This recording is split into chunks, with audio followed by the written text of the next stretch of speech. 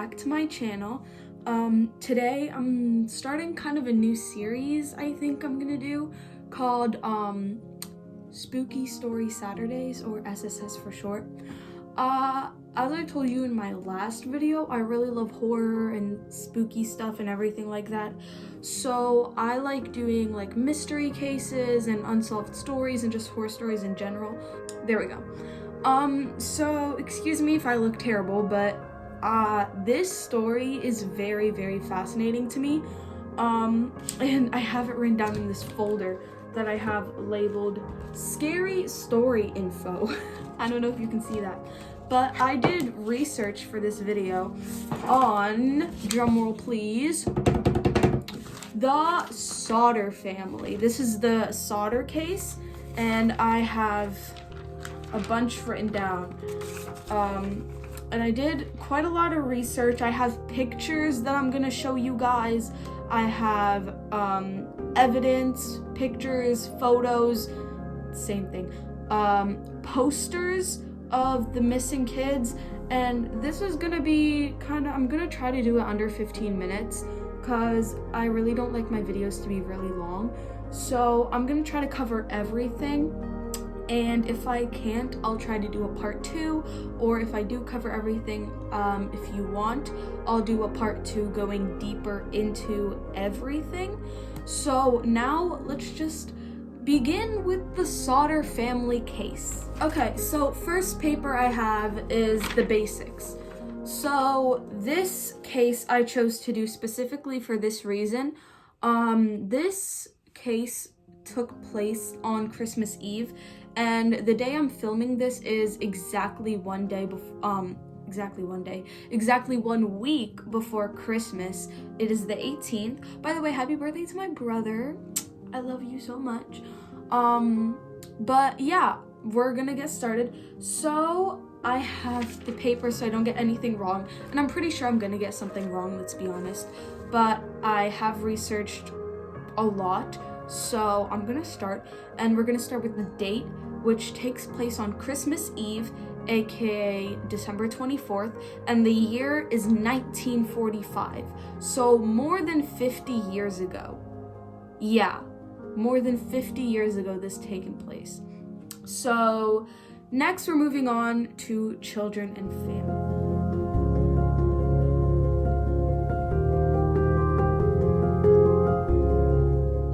Family. So the dad and mom are George and Jenny Sodder, and they are both Italian immigrants, and they came from Italy. And their kids, they have 10, one of which, the eldest, is in the military, so he has nothing to do with this story. And the youngest, Sylvia Sodder, is 2 when this story happens, but she also has nothing to do with this until all the way at the end, so that's not for like a long time. But we're gonna take a look at the 5 kids that are relatively really important in this story.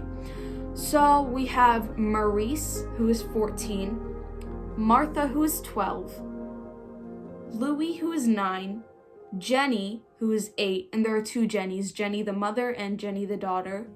But we have the Jenny, the child right now, and Betty, who is 5. All 5 of these children had asked their parents to stay up late since it's Christmas Eve, and a lot of people can't sleep the day before Christmas. So their mom let them stay up late under one condition or promise.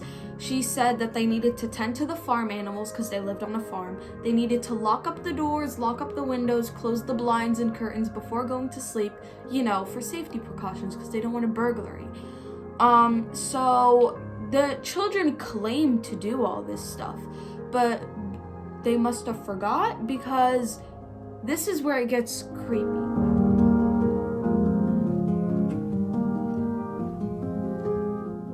So the children had gone to sleep by now, and it was now around 12:30 a.m. when the phone rang. And in case you don't know, this is what a phone in the 40s looked like.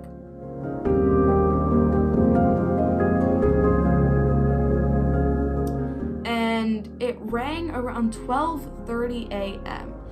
And the mom, whose name is Jenny Sodder, woke up in the middle of the night and she went to go speak to who was on the phone. And it was a female speaking. Sorry if I keep looking down, I'm looking at my notes. But it was a female on the other side of the phone, and she was talking weird. Not with like a heavy accent or anything. She was talking super loud because there was a lot of talking in the background and it sounded like she was at a party. But the woman was asking Jenny for someone specific, which I'm not sure who that is. I couldn't find anything on that. But she asked for someone specific, and Jenny Sodder obviously never heard of him or heard that she didn't know what she was talking about. After that, she just laughed really maniacally, really evil, and creepy. It really freaked Jenny out. But then she hung up the phone and went back to sleep. And everything was not locked, though. That's the problem. Jenny noticed that when she went downstairs, the lights were still on and nothing was locked up. So she locked up the blinds, the curtains, the doors, windows, etc. And she turned off the lights. The lights are really important, so remember that. Next, we have 1 o'clock a.m. and smoke and fireballs.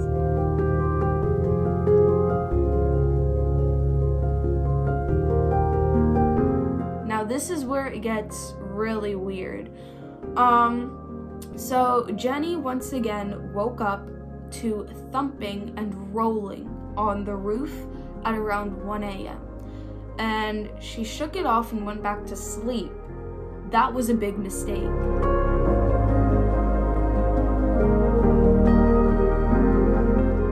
Because around 2 o'clock, there was a fire. Jenny woke up to the smell of smoke around 2 o'clock, which, keep in mind, was 1 hour after the thumping and rolling on the roof. Next, there was a truck. There was a truck, a ladder, and Jenny woke up. Now, you might be wondering, what does a truck and a ladder have to do with all of this? Let me tell you.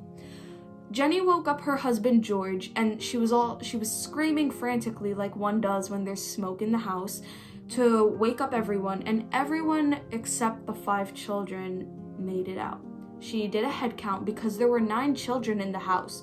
One, like I said previously, was in the military, so he had nothing to do with this, but she didn't count the 5 kids that stayed up. And a recap, they were Maurice, Martha, Louis, Jenny, and Betty. She didn't find them, so obviously she was very scared. So this is where the ladder comes into play, and this is where the truck comes into play. The father had a plan. There was always a ladder on the side of the house leading up to the rooms. Now, a quick backstory. The siblings share 2 rooms. Out of those 5 siblings, they split the rooms in 2. They each share 2 rooms. So there was a ladder on the side of the house leading up to the rooms. So the dad tried to climb up the ladder, but once he got to the side of the house, it wasn't there, which is kind of weird because it's always there. No one ever moves it. So then he starts frantically panicking, and this is when the flight or fight response kicks in. The flight or fight response is when you get this rush of adrenaline and your brain signals to the rest of your body that this is a stressful situation, this is a time to panic, this is a time for action. So that kicked in, and he thought trucks. Now, back in 45, they had coal trucks. They had engines, but it was most common, especially on farms, for trucks to be powered by coal. Correct me if I'm wrong, but the engine was coal, which is very stupid because you have coal, and coal is very flammable when it comes to fire. But he tried starting up car or truck number 1. Nothing happened. Then he tried starting truck number 2. Again, nothing happened. He had the idea to drive the trucks to the side of the house and climb on top and rescue his kids. You might be thinking, why couldn't he just go through the house? Well, Brenda, he couldn't go through the house because there was fire on the staircase.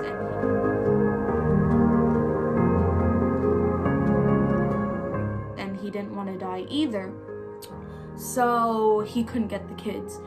And so one of the children, one of the older siblings, I think it was a girl. Yeah, I think it was a girl. She went over to a neighbor's house. She went over to the other neighbor's house and tried to call 911. No one answered. Then the other neighbor called 911. No one answered. This was back in 45, which technology barely existed back then. And it wasn't until a couple hours later, the fire trucks and ambulance and police showed up. What was their excuse, you might ask? It was Christmas Eve. They didn't show up because it was Christmas Eve. I know. So the house burned down in 1 hour, which is abnormally quick. Usually it takes a couple hours for a house to burn down, but this one only burned down in 1 hour, and I'm talking house to ash.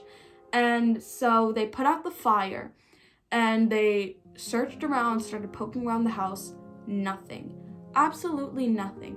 And if you know anything about anatomy or bones or anything or skeletons, it takes hours, literal hours for bones to burn at 2,000 degrees.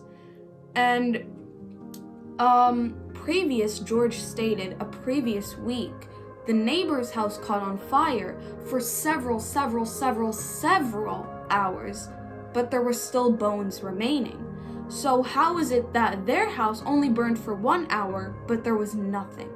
Of course, the only explanation that the firefighters gave was faulty wiring, which doesn't make sense to me because, like I said previous, the lights were still on in the house.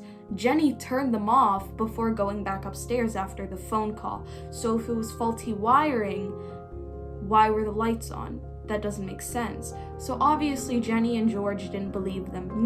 Neither did any of the siblings. So they dismissed the case and they didn't want to do any more research, but Jenny still had mother's intuition that her children were still alive. So this is where it gets creepy. So I'm on my second page now, and this is the search. So people say that the cause was faulty wiring. Like I said before, it doesn't make sense. But there was no skeletons, no evidence, not even a single hair they found that belonged to any of the children. The parents didn't believe the cops, obviously. So Jenny and George gave out a $5,000 reward for whoever found their children. And they posted posters and pictures, which I'm sure I'm going to show right now.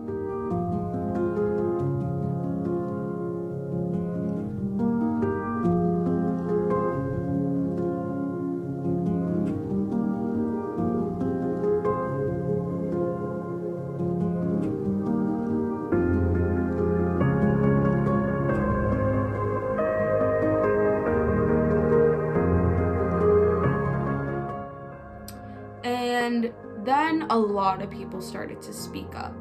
And this is probably the most scariest part of the story. So a man in a truck/bus, he was just parked outside their house for whatever reason. And he saw fireballs being thrown onto the roof.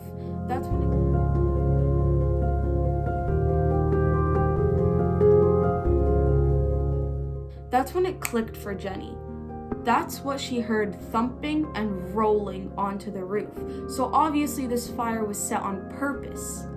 Then some lady spoke up saying that she was serving at a diner in the middle of the night with five kids, and she said they looked like the picture, but she wasn't completely sure. So then a woman saw them in a car. And I'm gonna put a picture on my phone right now, and I'll explain that later.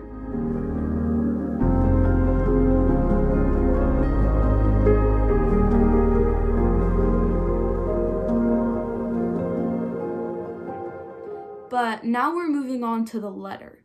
And I know I'm moving really quick here, but I'm already reaching like 14 minutes, so I'm trying to speed through this.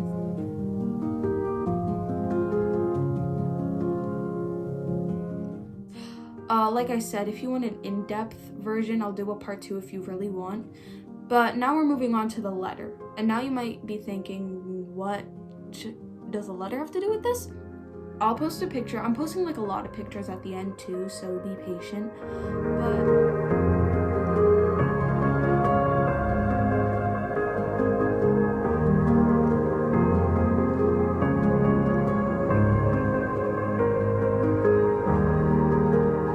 But at this point, they moved.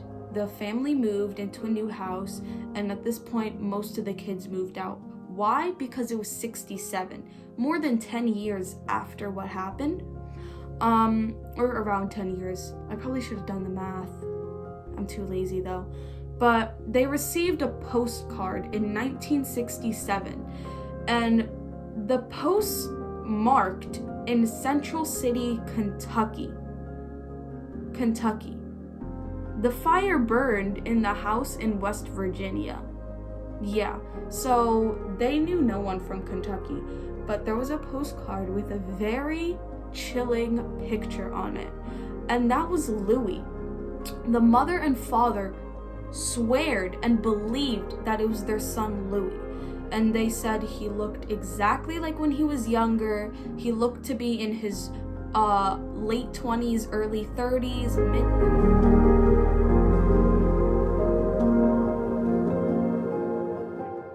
mid 30s even, and inside was a photo of a man, Louis. So, and it looked exactly like Louis, or Louis, I don't know, I'm saying Louis. But they turned over the postcard, and it said something very chilling. I'm gonna read it at the end because I want to get through everything. But now, when the parents died, unfortunately, yes, the parents did die.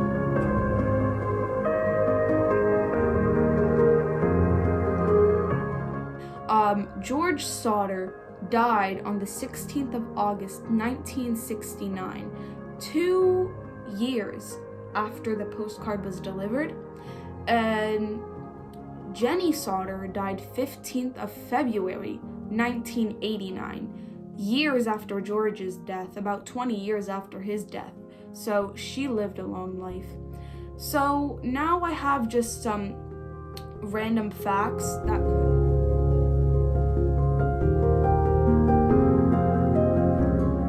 pertain to the mystery. There's a reason why this is unsolved, because no one has been able to solve it. So after the two parents' deaths, obviously the children became orphans, but I didn't really find anything saying how old the 5 children would be. I just found that unfortunately the only Sodder family member left living was Sylvia. This is where I said her story pertains later on. Sylvia, like her parents, believed her siblings were still alive. She is now around her 70s, I think. They said she was like 76, 70. She'd be 77 this year. So she's the only Sodder family left living, which is so sad because she has no one. She has no siblings. I'm sure if she had kids, they would have moved out. Her parents aren't around. She's an orphan. She's just by herself, which is so sad. And she's still mourning the loss of her siblings, saying that she'd go to people who are still interested in her family's case and people who are still doing research, and they would kind of form clubs and discuss what happened with her family.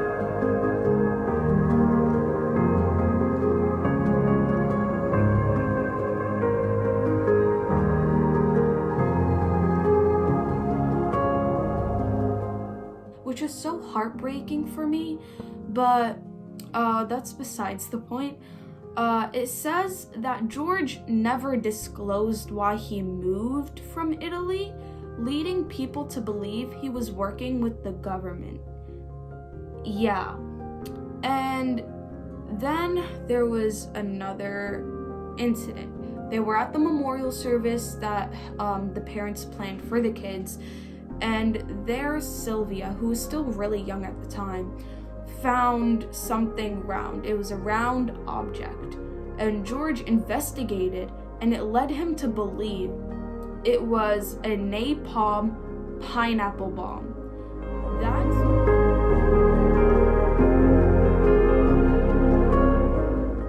That's probably what they threw on the roof of the house, because fireballs don't make sense.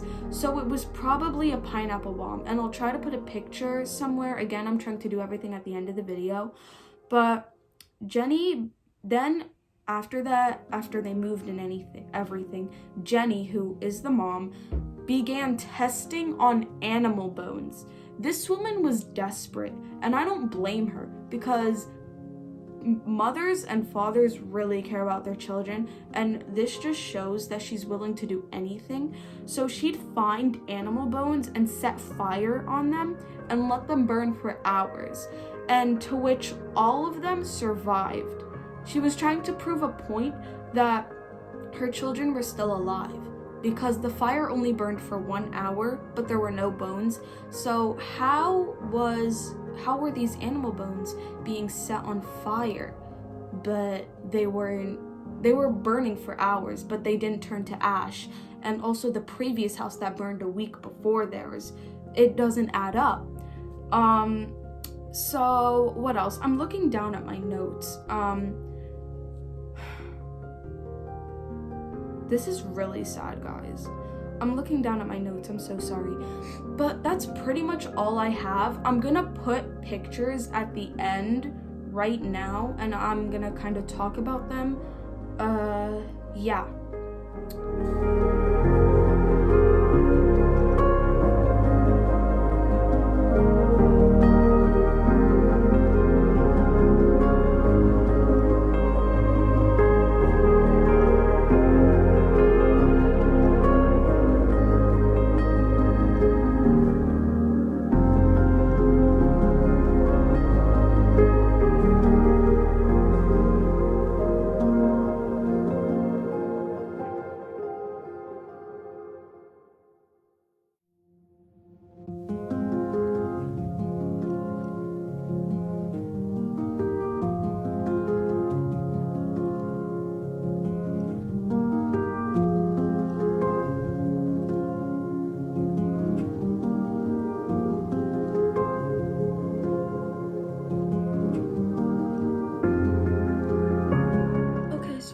Showed you a bunch of pictures, including what the kids looked like, all the posters, Louis in the postcard,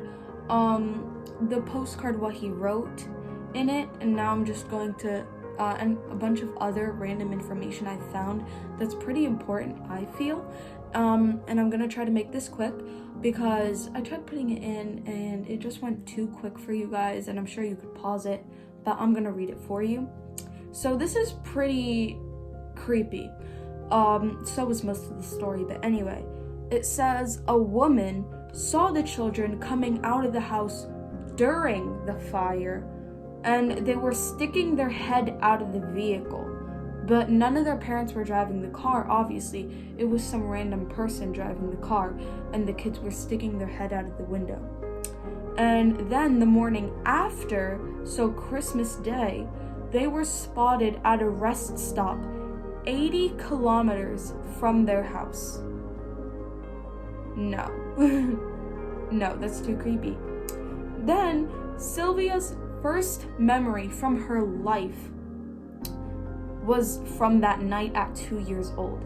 I don't even know what I was doing at 2 years old. How sad is it to have your first memory be of your house going up in flames? That's terrible. I feel so bad for Sylvia, like so bad.